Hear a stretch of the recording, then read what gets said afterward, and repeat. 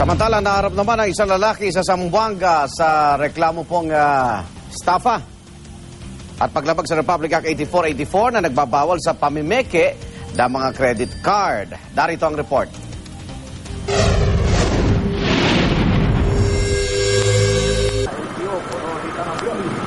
Kalaboso ang bagsak na isang nagpakilalang German national matapos umanong gumamit ng mga cloned o kinopyang credit card sa pamimili sa isang mall sa Zamboanga City.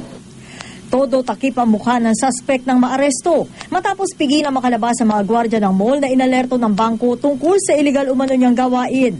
Isang bangle at isang gintong sigsing na may kabuang halagang mahigit 180,000 piso ang tinangkang bilhin ng suspect gamit ang peking credit card nitong bisperas ng bagong taon.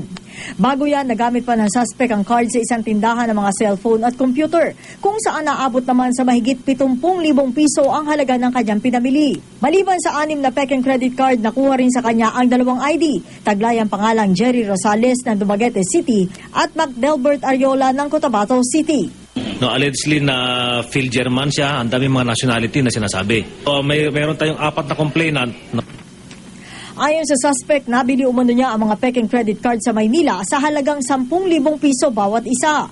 Na-inquest na ang suspect na posibleng maharap sa mga kasong estafa at paglabag sa Republic Act 8484 na nagbabawal sa pamimeke ng mga credit card. Para sa unang balita, Sharian Torres reporting.